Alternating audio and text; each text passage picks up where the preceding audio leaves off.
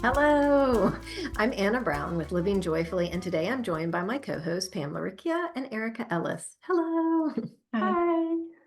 Before we get started, I wanted to encourage you to check out our shop where you can find books, courses, coaching, and information about the Living Joyfully Network. And this also includes our new course, 4 Pillars of Unschooling, where we explore 4 foundational ideas and paradigm shifts that helped us along our journey. The shop has resources and support for every stage of your journey. You can find the link in the show notes, or you can visit livingjoyfullyshop.com. Today, we're going to be talking about the abundance mindset, how to cultivate it, and how it can help us on our unschooling journey. Erika, would you like to get us started? I would. I love a mindset shift. And the word abundance just feels so good to me. So I'm excited to dive into this one. So when we talk about abundance in our conversations on the podcast and on the network, what we're really talking about is a mindset. And when we're cultivating that mindset of abundance, we open ourselves up to possibilities. We're telling ourselves there's plenty of time. We know that even if things don't go as we initially imagined, that there are solutions and possibilities. It's a feeling of kind of keeping ourselves open. And then the flip side of abundance is scarcity. And if we're mentally in a place of scarcity, it can feel like there's not enough time. We don't have enough money. I can't possibly do all the things that I need to do. We need to try to speed through things to get to the next thing. And so a scarcity mindset is at play if I'm worried about the timeline of my children's learning, or if I'm feeling like a lot of pressure around making the right decision or making, the proper decision in this moment.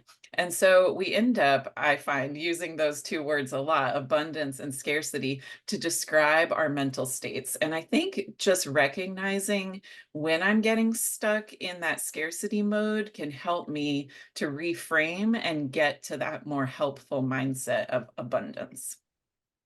Yeah, I do. I love that. It's absolutely a mindset shift. And I think it's so great, like your example, so great to remember that it applies to so much more than just money. Because, right, many conversations where you hear talk about scarcity and abundance mindset, they are in relation to money and income and those kinds of things.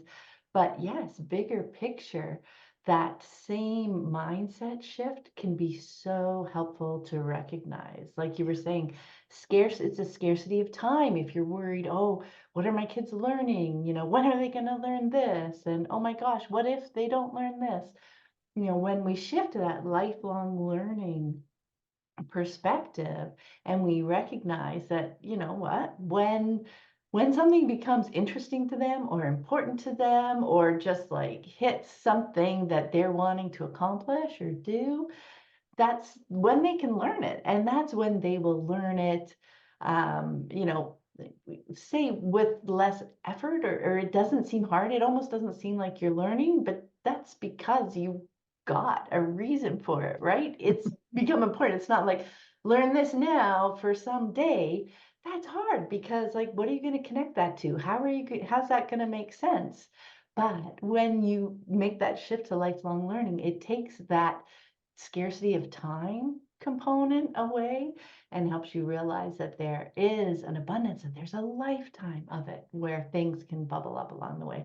So I just find it really fun to, when I'm stressed about something, to ask if there is an abundance component to it or a scarcity component to it, just because that it starts helping me think about it in a little bit bigger picture.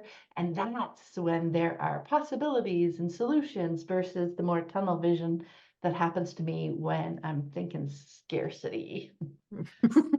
Yeah, and I think for me, it's really the same thing that you both just said, but it's that energetic shift, Yeah. because like you said, Erika, we can kind of put it into those categories a lot when I'm thinking about if I'm feeling some tightness or something, it's like, ooh, what's happening there? And then I recognize, oh, I'm bringing that kind of more scarcity energy to this, or this, it is tunneling me. And like, I feel the contraction just even thinking about it, and so that abundance is almost like the deep breath. It's like, oh, okay, I've got time. And it's funny because I'm glad you brought up plenty of time, because I say that all the time, and it really is, to me, exactly abundance, right? It really centers me to, this is a long game. Like, whatever it is, even if it's something that's going to complete in the next week or two, it's like, this is just deep breath. There's plenty of time that we're going to work this out. And so that energy that I bring to it is really what we're talking about in terms of the paradigm shift today. But there are, specific things that come up that I think are fun to explore. And one of the big ones for me was the idea that everything didn't have to come from me. I think as parents, especially when we have little kids, it really is, everything's coming from me, food and, all the things. And so this shift to recognizing, like, oh, there's a broader world here. There's more people in my kids' lives. And I noticed them finding ways to make things happen that I didn't know could happen. And I couldn't find the path myself. And so that's when, again, I realized I was tunneling in on, okay, they're asking for something or wanting to do something. And I'm thinking there's one path to this thing that they're asking about. I want to get a horse, or I want to do, whatever big idea thing they might have. And I'm thinking there's one way, and that's tunneling me in. And so when I can breathe into, like, the world is big and abundant and there's so many different ways, then we just saw magical things happen, just interesting connections and meeting new people and things. And so again, for me, it was always about checking that energy, but recognizing that this is broader than just, me having to say, oh, we don't have the money for that, or we don't have the time for that, or whatever might be the constraint. Yeah, I actually was going to mention horses because I feel like that's just, it's just one of those kind of potentially scary big things that could come up. So just like imagine any kind of, when your kid comes to you with an interest that just feels like, oh my God, like we don't have the money for this, we don't have the time for this, or the space for this, or whatever it is. And so, right, I just love that. It's not that you're changing what you're doing necessarily, it's changing how you're thinking about what you're doing, Yeah. and it's opening that up. And so it really does feel like the scarcity view is that tunnel vision. Mhm. I can only see that, they said they want horseback riding lessons. I'm seeing then it's going to look like this, and it's going to cost this, and it's going to take this time, and all these different things, like that there's just that one path that I can first see. And if I get stuck in, but that won't work for us, then that's it. Then that's the end of it. And it Yeah. feels really like, it feels like being trapped. And so then the abundance, and I mean, we've had this happen so many times in the network where someone will bring, oh my gosh, I'm freaking out because my kid wants this. And it's like, okay, but you're in the scarcity mindset of like, there, we can't do it because of XYZ. And so, yeah, switching for me to the abundance just feels like taking a broader view of the whole thing, opening myself up to all the different ways that we could incorporate an interest or explore things without it costing money. Or, like you're saying, everything doesn't have to come from me. It doesn't mean that I have to be the one with all the answers. We could just start with being creative and exploring things. And if I assume that abundance is actually there and that abundance is the reality, it just helps so much with that creativity and, exploring all the different possible options. Yeah, I do think that is such a helpful step. I mean, I'm trying to think, when you're like to notice this shift. So for me, it's like I just need to notice when I'm uncomfortable about something, or like if you're feeling that overwhelmed, just like you were describing there, Erica, like, oh my gosh, this is the path, and we can't do that. We can't do that. So it's when I'm feeling uncomfortable, it's like, okay, just ask myself some questions, right? And then that's when you remember, because we all get stuck in that moment. I think it's not that it never happens, because that there's a difference between scarcity and abundance. It's like, okay, I need to find the clues for how I react to a feeling of scarcity. What does it look like for me, so that I can just be on the lookout for those little clues or triggers or whatever you want to call them, that give you that, oh, okay, let's just play around with this a little bit more, right? Because then, yes, like all that you guys were talking about, when we shift to that abundance, it is like remembering, oh, I don't need to have all the solutions. We can have conversations, because I have also found quite often when someone comes with an ask, or I think of something and my immediate thought thinking, oh, we can't do that. Lack of time, lack of money, lack of like all the things. Um, when you take that moment to have a conversation, that is often their solution to the need, right? Right. Maybe it doesn't need to look like that. Like we want to make it look like the way that they're talking about. But, when we can have conversations and get down to what are they wanting, I really want to dance. I really want to go horseback riding. Like you don't have to jump to owning a horse to try out horseback riding.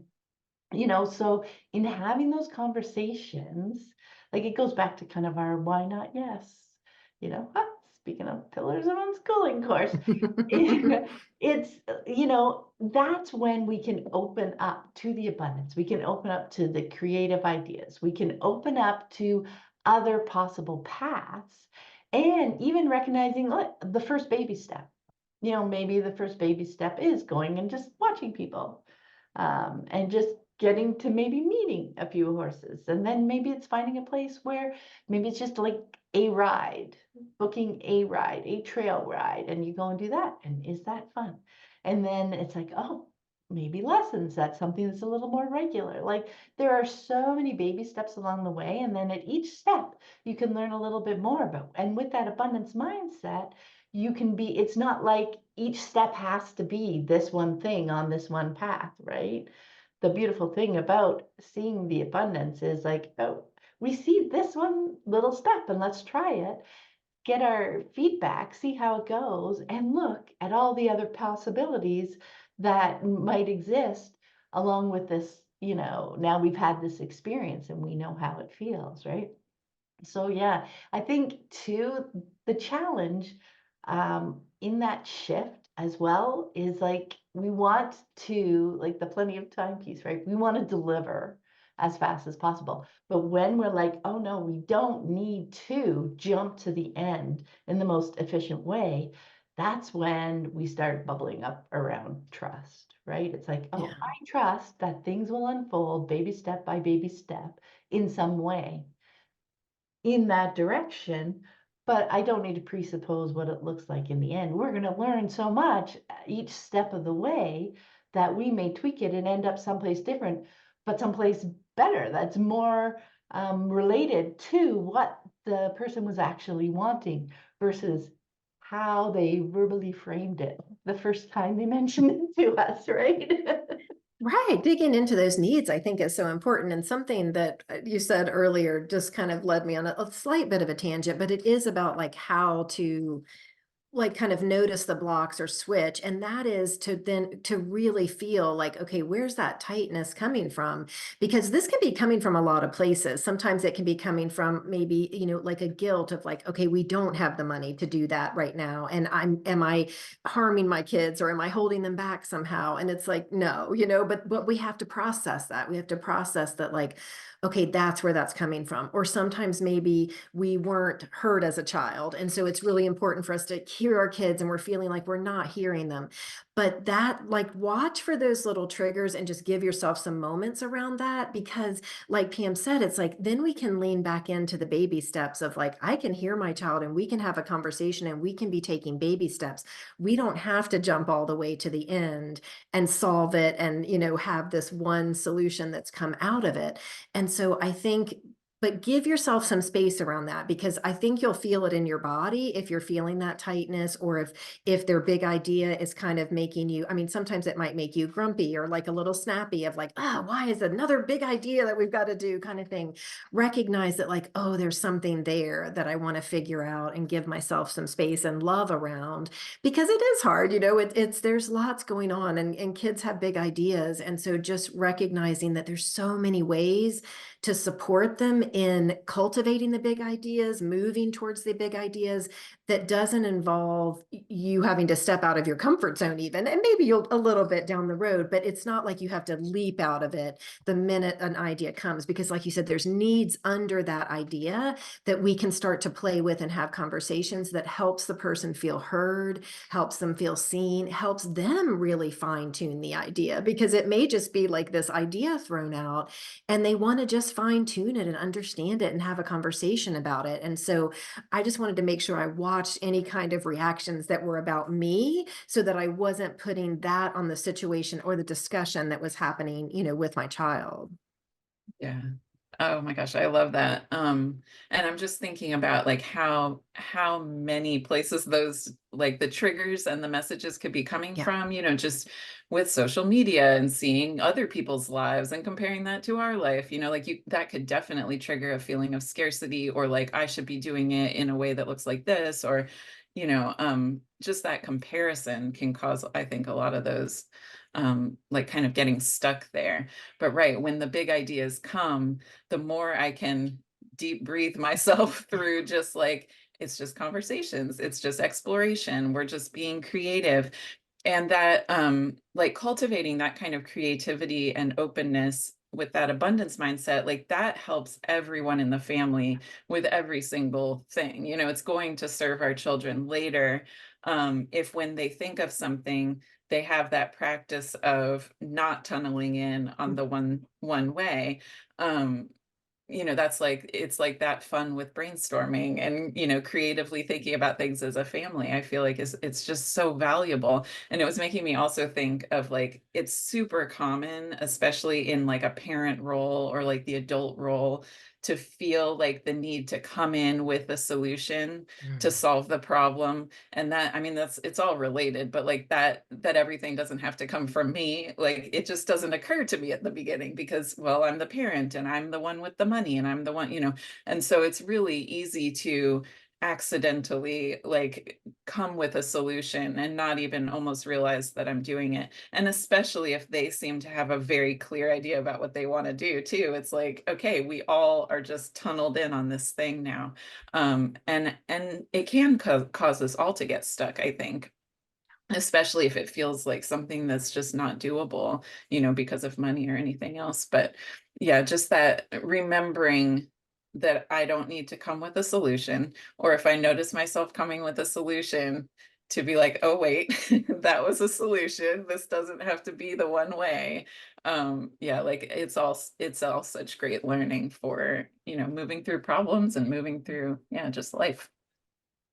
They really are like skills, for lack of a better word, but just like gaining experience with different ways to move through things, like to see that like, I want a horse as like the first step, not like the answer, right?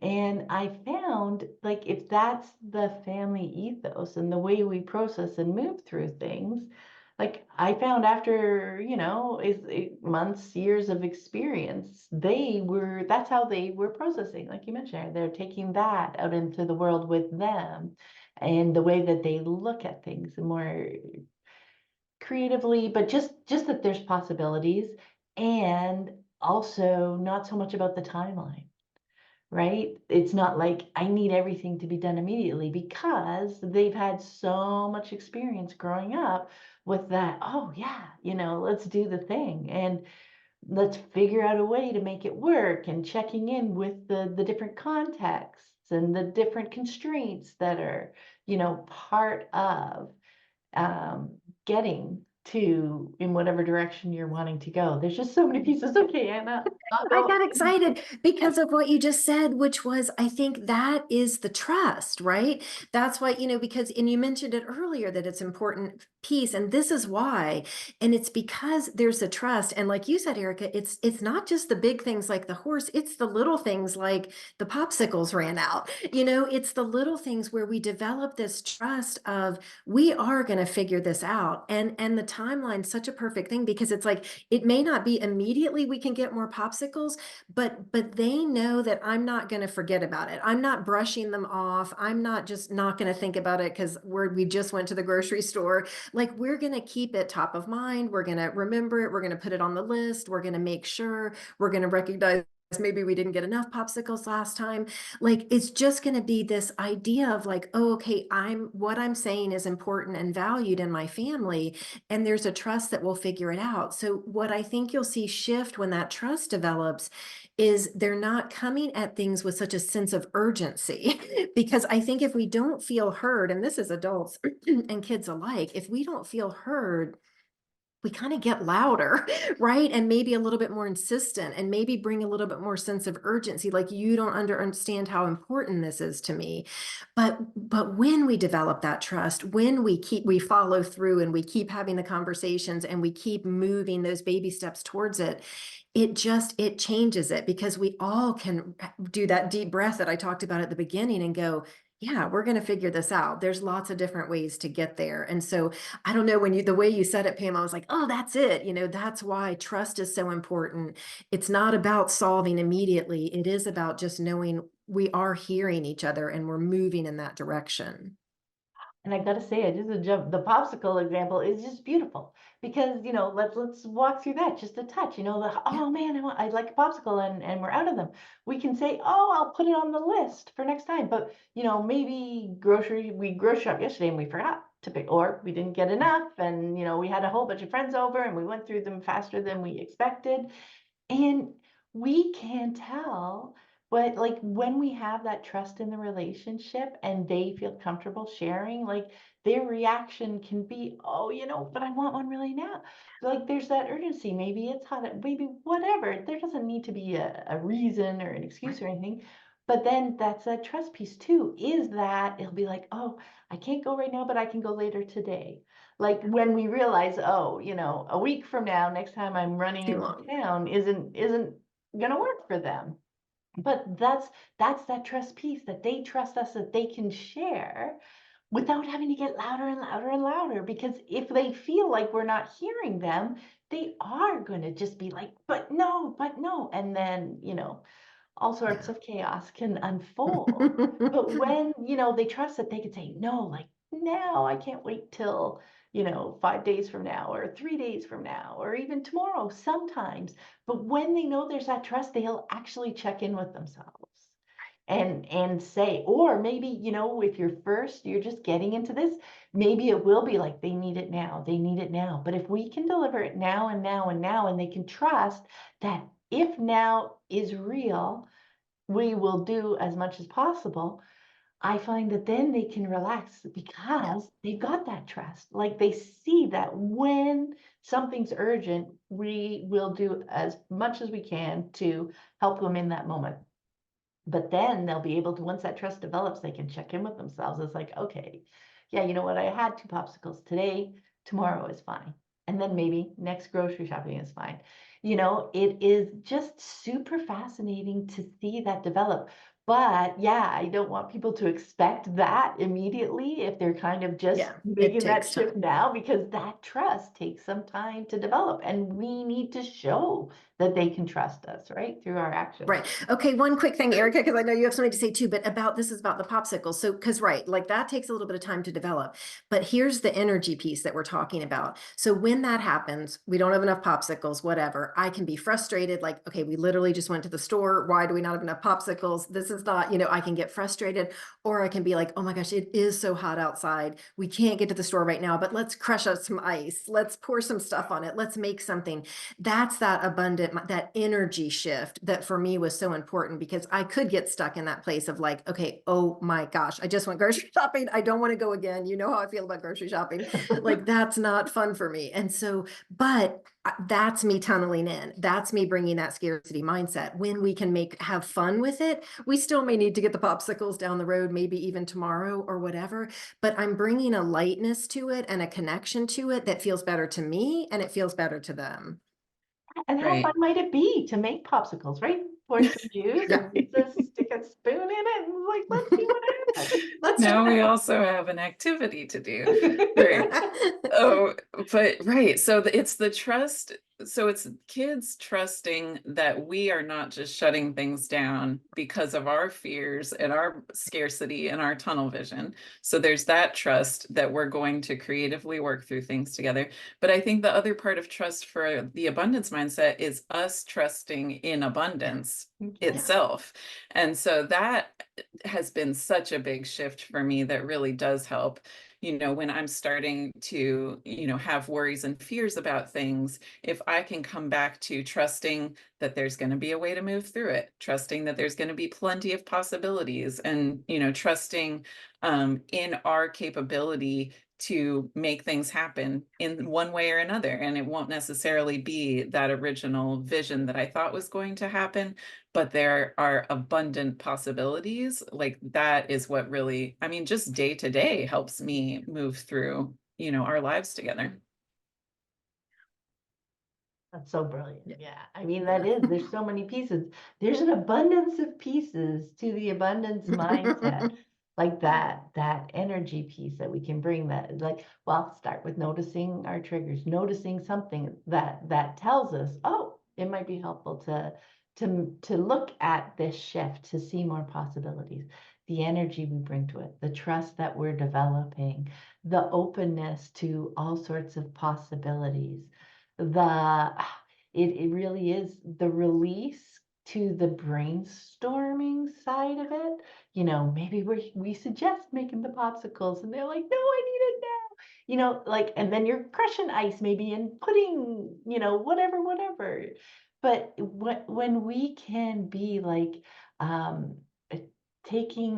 releasing that pressure of scarcity that we're feeling, that is like just so key, I think, to shifting to that energy, to that trust in abundance unfolding, even if we don't know how in the moment it's going to unfold, but that it's happened before. And I think it's one other piece that's so helpful is each time, especially, when you're first kind of working at this, is to like make note when it works out. It's like, oh, I had no idea that that's where we'd end up, because maybe we're starting to talk about making juice and then they think of something else they want to freeze, or they want to go play in the bath now because we're talking about, liquid things. You just never know where it's going to go. But I think when we can kind of like find proof that it works, and so that we have those little reminders, it's like, oh yeah, this helped, because that's just something that helped me notice my triggers a little bit faster. It's like, and to be a little bit more, oh yes, I want to try this like mindset shift because it's kind of fun, right? So it's just, there's just so many little pieces that can be involved, and that's why we always talk about playing with things for ourselves, like see which pieces work for you, because maybe not all of the pieces, are meaningful to each person. Our triggers are definitely going to be different because, there'd be a lot of things from our childhood and from conventional voices that we have taken in and absorbed that we're going to, be working through this. It's just, but it's so fun to play with, because for me, it's like goes back to curiosity. When I can be curious about where it's going to go, that is something that helps me make that shift to, oh, okay, like let's explore here, rather than tunneling into yes, no, we can or can't do this path thing. Yeah, I was thinking the like it's harder to get to the abundance mindset if I am having a hard time personally, so like if I'm in pain or if I'm sick or if I haven't had enough sleep, like all those kind of self-care pieces, or like the hungry, angry, lonely, tired that we talk about, the halt pieces. So like all of those could potentially contribute to me getting in that scarcity. So then I feel like my job is to notice like, oh, it's that, these are my reasons. Let me try to either take care of myself or, be kind to myself that this is a hard moment. But it still is going to be helpful if I can try to shift to an abundance mindset, but those are going to be the more challenging times to get to that place for me. Right.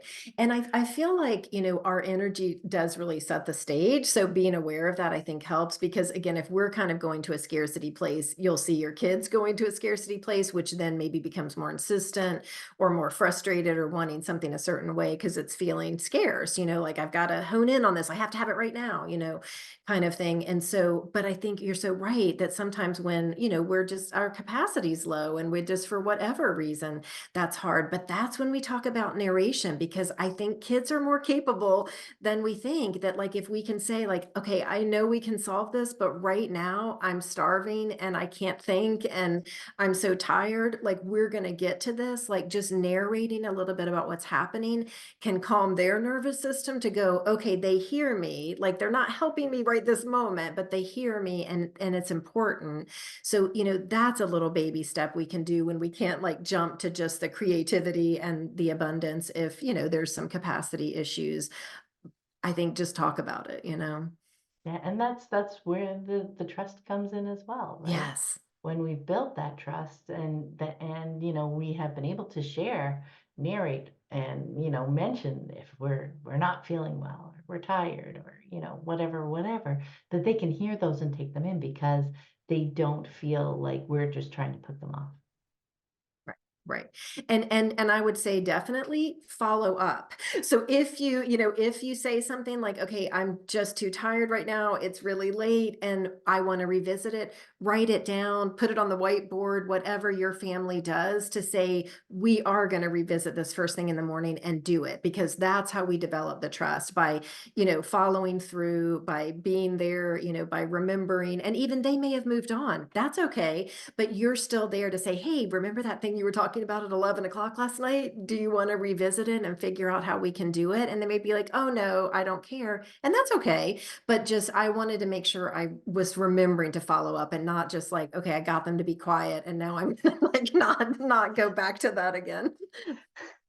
Yeah, you don't want to be just hoping that, they don't bring it up again because yeah, that's where you're going to lose points in the Yeah. trust, And the right? trust. I Yeah. mean, it really is all about the actions following the words. That's where the trust is going to develop when they know that you will follow through.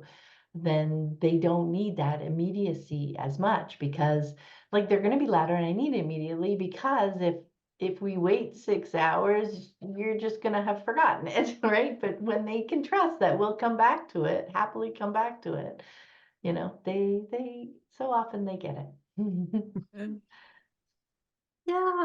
Well, I loved this. It was very fun to dive into abundance. And I think just lots to think about, checking in with our triggers, watching at the energy we're bringing, see how it changes things, play with it. I love that, Pam. Like, let's just play with it and see if it shifts anything, in your health. I think that'll be really fun. So thanks to you both for being here today. And thank you for listening. We hope you found it helpful on your unschooling journey. And if you enjoy these kind of conversations, we know that you would love the Living Joyfully Network. It is such an amazing group of people connecting and having thoughtful conversations about things and teasing out all the different nuances. And I just love it so much. So you can learn more about that at livingjoyfully.ca/network. And hope to see you all there. Bye. Bye. Take Bye. care, you guys.